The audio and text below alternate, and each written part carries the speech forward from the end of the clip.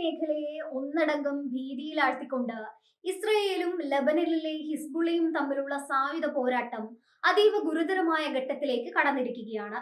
വടക്കൻ ഇസ്രയേലിലെയും തെക്കൻ ലബനനിലെയും ഇസ്രയേൽ പ്രതിരോധ സേനയുടെ തന്ത്രപ്രധാനമായ സൈനിക താവളങ്ങളെ ലക്ഷ്യമിട്ട് ഹിസ്ബുള്ള നടത്തിയ മാരകമായ ഇരട്ട ആക്രമണത്തിന്റെ ദൃശ്യങ്ങളാണ് ഇപ്പോൾ പുറത്തു വന്നിരിക്കുന്നത്. ലബനിലെ ഇസ്ലാമിക് റെസിസ്റ്റൻസ് ഗ്രൂപ്പ് ഔദ്യോഗികമായി പുറത്തുവിട്ട ഈ വീഡിയോ ദൃശ്യങ്ങൾ അന്താരാഷ്ട്ര സൈനിക നിരീക്ഷകരെ പോലും ഞെട്ടിക്കുന്നതാണ്.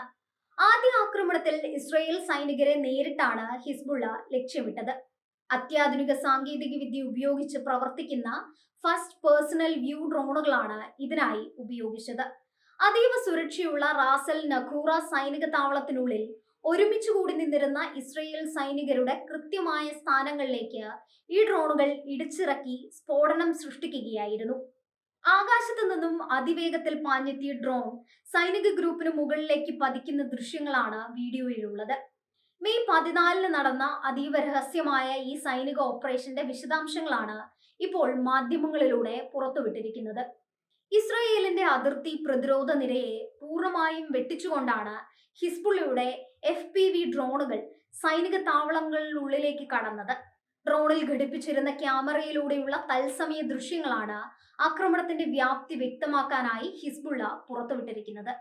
ഈ മാരക ആക്രമണത്തിന് തൊട്ടു പിന്നാലെയാണ് ഇസ്രായേലിന്റെ ആശയവിനിമയ സംവിധാനങ്ങളെ തകർക്കാൻ ലക്ഷ്യമിട്ടുള്ള രണ്ടാമത്തെ പ്രഹരവും ഉണ്ടായത്. തെക്കൻ ലബനൻ അതിർത്തിയോട് ചേർന്ന് കിടക്കുന്ന ബ്ലാറ്റ് സൈനിക കേന്ദ്രത്തിലെ അത്യാധുനിക കമ്മ്യൂണിക്കേഷൻ ഉപകരണങ്ങൾക്ക് നേരെയാണ് രണ്ടാമത്തെ ആക്രമണം നടന്നത്. ഇസ്രായേൽ സൈന്യത്തിന്റെ റഡാറുകളും സന്ദേശ കൈമാറ്റ സംവിധാനങ്ങളും തകർക്കുക വഴി അവരുടെ പ്രതിരോധ ശേഷി ദുർബലപ്പെടുത്തുകയായിരുന്നു ഹിസ്ബുള്ള ഇതിലൂടെ ലക്ഷ്യമിട്ടത്.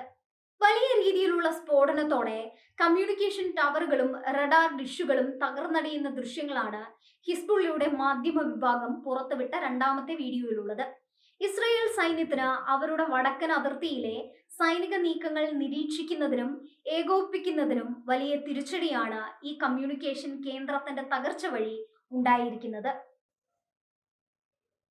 ഒരേ സമയം സൈനികരെയും അവരുടെ സാങ്കേതിക സംവിധാനങ്ങളെയും തകർക്കാൻ കഴിഞ്ഞത് ഹിസ്ബുള്ളയുടെ വലിയൊരു തന്ത്രപരമായ വിജയമായാണ് വിലയിരുത്തപ്പെടുന്നത്. അതിർത്തി കടന്നുള്ള ആക്രമണങ്ങൾ സാധാരണ സംഭവമായി മാറിയ സാഹചര്യത്തിലാണ് പുതിയ സംഭവവികാസങ്ങൾ ഉണ്ടാകുന്നത്. കഴിഞ്ഞ കുറച്ചു മാസങ്ങളായി ഇരുവിഭാഗവും തമ്മിൽ അതിരൂക്ഷമായ ഷെല്ലാക്രമണങ്ങളും മിസൈൽ വർഷങ്ങളും നടക്കുന്നുണ്ട്. എന്നാൽ സാധാരണ ഉപയോഗിക്കുന്ന റോക്കറ്റുകൾക്ക് പകരം കൃത്യതയാർന്ന ലക്ഷ്യങ്ങൾ ഭേദിക്കാൻ കഴിയുന്ന FPV ഡ്രോണുകൾ ഹിസ്ബുള്ള വൻതോതിൽ ഉപയോഗിക്കാൻ തുടങ്ങിയത് ഇസ്രയേൽ പ്രതിരോധ മന്ത്രാലയത്തെ കടുത്ത ആശങ്കയിലാഴ്ത്തിയിരിക്കുകയാണ്. ഹിസ്ബുള്ളയുടെ ഈ ഇരട്ട പ്രഹരം ഇസ്രയേൽ സൈന്യത്തിനുള്ളിൽ വലിയ രീതിയിലുള്ള മാനവ വിഭവശേഷി പ്രതിസന്ധിക്കും സുരക്ഷാ ആശങ്കകൾക്കും കാരണമായിട്ടുണ്ട്. വടക്കൻ അതിർത്തിയിൽ തുടർച്ചയായി സൈനികർ കൊല്ലപ്പെടുകയും പരിക്കേൽക്കുകയും ചെയ്യുന്നത് ഇസ്രയേൽ ഡിഫൻസ് ഫോഴ്സിലെ അംഗങ്ങളുടെ ആത്മവിശ്വാസത്തെ ബാധിക്കുന്നതായി റിപ്പോർട്ടുകളുണ്ട്. ഗസയിലെ കടുത്ത പോരാട്ടത്തിന് പുറമെ ലബനൻ അതിർത്തിയിലും ഒരേ സമയം പൂർണ്ണ സജ്ജരായിരിക്കേണ്ടി വരുന്നത് ഇസ്രയേൽ സൈന്യത്തിന് വലിയ അടിയന്തര സമ്മർദ്ദമാണ് സൃഷ്ടിക്കുന്നത്. ലബനൻ അതിർത്തിയിലെ സുരക്ഷാ അന്തരീക്ഷം അതീവ വഷളായതോടെ വടക്കൻ ഇസ്രയേലിലെ അതിർത്തിയോട് ചേർന്നുള്ള നിരവധി ഗ്രാമങ്ങളിൽ നിന്നും നഗരങ്ങളിൽ നിന്നും 10,000-കണക്കിന് ഇസ്രയേൽ പൗരന്മാരെ ഇതിനകം തന്നെ സുരക്ഷിത കേന്ദ്രങ്ങളിലേക്ക് മാറ്റിപ്പാർപ്പിച്ചിട്ടുണ്ട്. തങ്ങളുടെ സ്വന്തം മണ്ണിൽ അഭയാർത്ഥികളായി കഴിയേണ്ടി വരുന്ന ജനങ്ങളുടെ പ്രതിഷേധം ഇസ്രയേൽ സർക്കാരിനെ ആഭ്യന്തരമായി വലിയ പ്രതിരോധത്തിലാക്കുന്നുണ്ട്. വടക്കൻ അതിർത്തിയിലെ സുരക്ഷ ഉറപ്പാക്കാതെ ജനങ്ങൾക്ക് തിരികെ പോകാൻ കഴിയില്ലെന്ന നിലപാടിലാണ് അധികൃതർ. ഹിസ്ബുള്ളയുടെ ഭാഗത്തു നിന്നുണ്ടാകുന്ന ഇത്തരം ആസൂത്രിത നീക്കങ്ങൾ വെറും ഒരു പ്രതികാര നടപടിയല്ല, മറിച്ച് ഇസ്രയേലിനെ ഒരു വലിയ യുദ്ധത്തിലേക്ക് വലിച്ചിഴയ്ക്കാനുള്ള തന്ത്രമാണെന്ന് ഇസ്രയേൽ സൈനിക വക്താക്കൾ തന്നെ ആരോപിക്കുന്നു.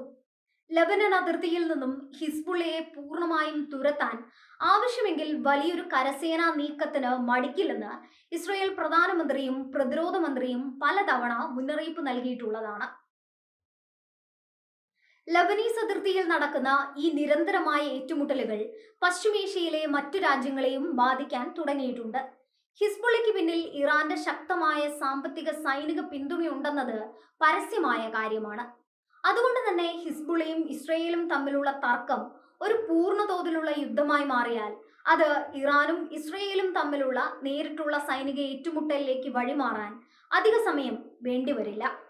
അത്യാധുനിക ഡ്രോണുകളും ടാങ്ക് വിരുദ്ധ മിസൈലുകളും വലിയൊരു റോക്കറ്റ് ശേഖരവുമുള്ള ഹിസ്ബുള്ളയെ നേരിടുന്നത് ഗസയിലെ ഹമാസിനെ നേരിടുന്നതിനേക്കാൾ എത്രയോ മടങ്ങ് പ്രയാസകരമായിരിക്കുമെന്നാണ് സൈനിക വിദഗ്ധരുടെ വിലയിരുത്തൽ. ഹിസ്ബുള്ളയുടെ ഭൂഗർഭ തുരങ്കങ്ങളും മലനിരകൾ നിറഞ്ഞ തെക്കൻ ലെബനനിലെ ഭൂപ്രകൃതിയും അവർക്ക് ഇസ്രയേൽ സൈന്യത്തിനെതിരെ വലിയ പ്രതിരോധ ആനുകൂല്യം നൽകുന്നുണ്ട്. ഇത് മനസ്സിലാക്കിക്കൊണ്ടാണ് ഇസ്രയേൽ വ്യോമാക്രമണങ്ങളിലൂടെ ഹിസ്ബുള്ളയുടെ കമാൻഡർമാരെ വധിക്കാൻ ശ്രമിക്കുന്നത്. ഈ ആക്രമണ വാർത്ത പുറത്തു വന്നതോടെ ആഗോള നയതന്ത്ര തലത്തിലും ചർച്ചകൾ സജീവമായിട്ടുണ്ട്. അമേരിക്കയും മറ്റ് പാശ്ചാത്യ രാജ്യങ്ങളും ഇസ്രയേലിനോട് കൂടുതൽ വിവേകത്തോടെ പെരുമാറാനും ലബനിലേക്ക് യുദ്ധം വ്യാപിക്കാതിരിക്കാനും ആവശ്യപ്പെടുന്നുണ്ട്.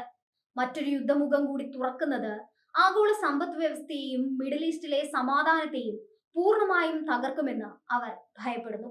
അതേസമയം ഗസയിലെ പലസ്തീൻ ജനതയ്ക്ക് നേരെയുള്ള ഇസ്രയേലിന്റെ ആക്രമണങ്ങൾ പൂർണ്ണമായും നിർത്തലാക്കുന്നതുവരെ തങ്ങളുടെ ഭാഗത്തു നിന്നുള്ള പോരാട്ടം തുടരുമെന്നാണ് ഹിസ്ബുള്ളയുടെ പ്രഖ്യാപിത നിലപാട്. തങ്ങളുടെ അതിർത്തികൾ സംരക്ഷിക്കാൻ ലബനൻ ജനതയ്ക്ക് അവകാശമുണ്ടെന്നും ഇസ്രായേലിന്റെ ഏത് അധിനിവേശ ശ്രമത്തെയും തങ്ങൾ ചെറുത്തു തോൽപ്പിക്കുമെന്നും ഹിസ്ബുള്ള നേതാക്കൾ വ്യക്തമാക്കുന്നു. ഇരുപക്ഷവും തങ്ങളുടെ സൈനിക ശേഷി പരമാവധി പുറത്തെടുത്തുകൊണ്ട് പരസ്പരം പ്രഹരിക്കാൻ നോക്കുന്ന ഈ അവസ്ഥ വരും ദിവസങ്ങളിൽ കൂടുതൽ മാരകമായ സ്ഫോടനങ്ങളിലേക്ക് നയിക്കുമെന്ന് ഉറപ്പാണ്. റാസൽ നഖൂറയിലും ബ്ലാറ്റിലും ഹിസ്ബുള്ള നടത്തിയ ഈ വിജയകരമായ ഡ്രോൺ ആക്രമണം വടക്കൻ മുന്നണിയിലെ കളം കൂടുതൽ ചൂടുപിടിപ്പിച്ചിരിക്കുകയാണ്. ഒരു ചെറിയ തെറ്റായ കണക്കുകൂട്ടൽ പോലും പശ്ചിമേഷ്യയെ വലിയൊരു വിനാശകരമായ യുദ്ധത്തിലേക്ക് നയിച്ചേക്കാവുന്ന അവസ്ഥയിലാണ് നിലവിൽ കാര്യങ്ങൾ എത്തി നിൽക്കുന്നത്.